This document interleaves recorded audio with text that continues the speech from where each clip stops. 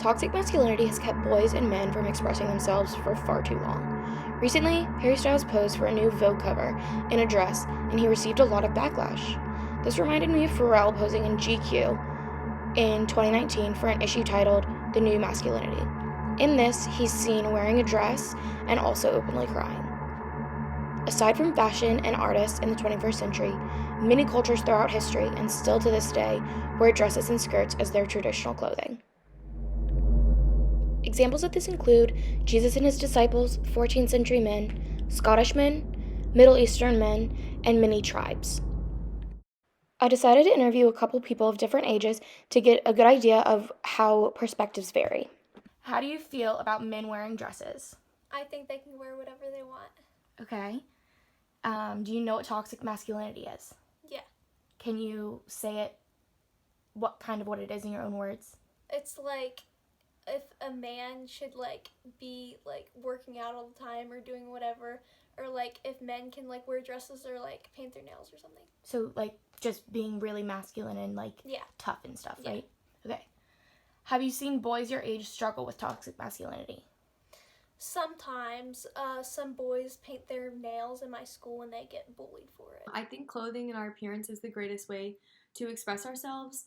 It's really personal and individualistic, so it's not really anyone's business but our own to choose how we feel we want to dress ourselves. The idea that sexual orientation and clothing are correlated is kind of outdated. I'm so glad to be living in the generation I do because people around my age do support gender fluidity and androgynous dressing. And it's always been really interesting to me how when we were little girls, we were assigned the color pink and men blue. I know for myself, when I plan to have kids, one day I want to encourage my son or daughter to dress and act as they feel in their heart, not what society tells them. So for the second question, what is toxic masculinity? I always refer to this as supporting the saying boys will be boys. It basically just justifies the violence, carelessness, and arrogance often seen in men. It's an expectation that's set back centuries in history. It basically just describes that men have to be strong, aggressive, successful, and they should consider emotions as a weakness and they should avoid them. The last question, what do you think of Harry Styles' Vogue cover and photo shoot? I loved the photo shoot. I thought it was ridiculous what Owens tweeted. I saw this one article that was it's ironic that what she said about men wearing a dress because throughout history, men have always worn dresses. Not that it matters, but most of them would be considered mainly men under her definition. And it was a sign of royalty and power. So it was a pretty ironic comment.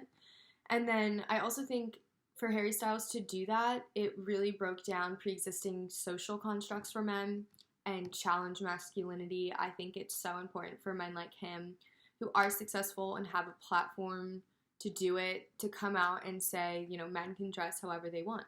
Can you tell me in your own words what toxic masculinity is? Toxic masculinity is the idea that a man should not show emotions and should, fit the idea of, manliness in general. Yeah. Okay, how has it affected you? I have spent most of my life not being able to show emotion or understand my own emotions. Just a lack of emotional intelligence comes from this toxic masculinity culture. Yeah. Okay. Would you be comfortable wearing a skirt or a dress or nail polish or makeup? I have worn makeup before. I'd be okay with nail polish. It really just depends on how the dress looks on me.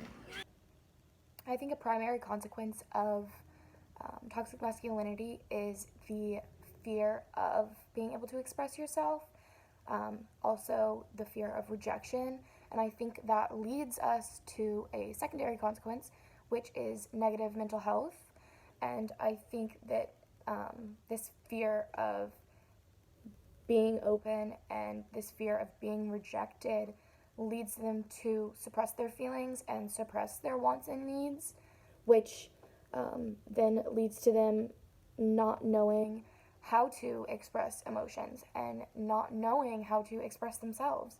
And I think that, like my brother said, leads to not a great emotional intelligence. And I think that in turn will also affect the relationships that they have throughout their life, because they won't be able to fully express themselves the way that they need to have a healthy relationship. A tertiary consequence that can come from toxic masculinity is the repetition and the continuation of the fear and rejection that is put into boys' minds. I think that if someone right now is feeling as though they can't express themselves and is being told that they're wrong for wanting to express themselves in a certain way, that when they grow up, they're going to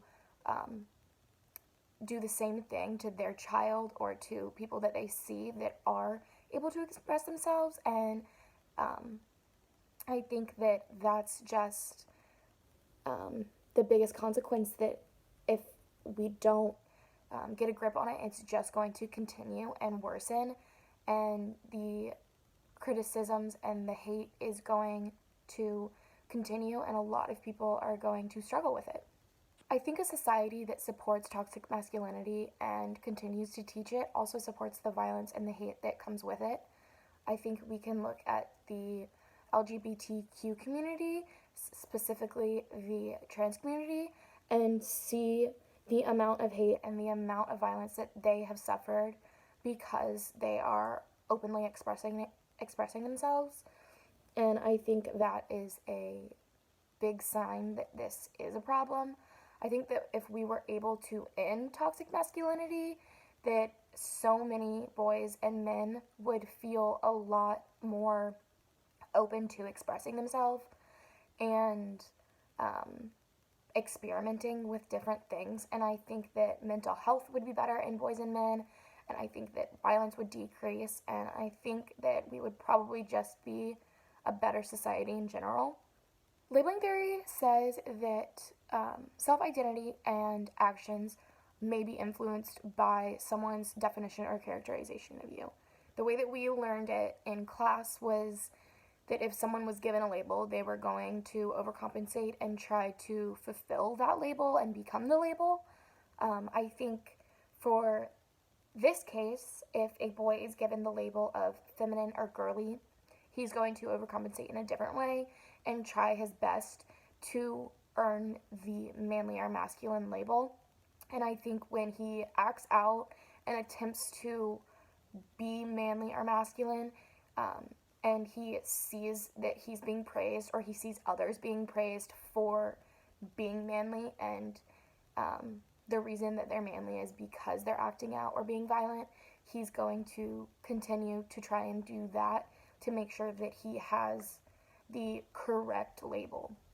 I think that right now, because social media is so popular, we have to be really careful with what we say and where we say it. I think that Candace Owens was really ignorant when she spoke out against Harry, and I think that it's very important that people don't do that, because so many kids are able to see these things and that can really affect them.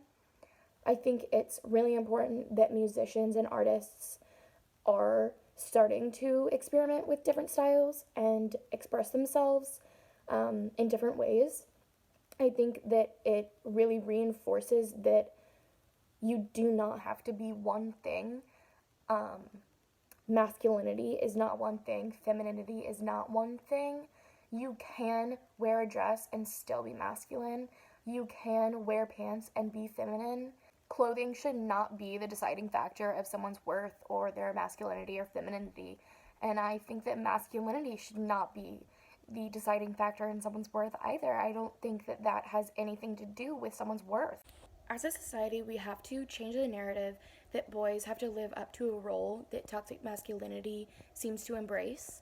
And we have to change how we view people who are experimenting or who express themselves in different ways, and remember that everybody is different and there is no one way to dress or one way to act or one way to express yourself. And by doing that, we could possibly end toxic masculinity.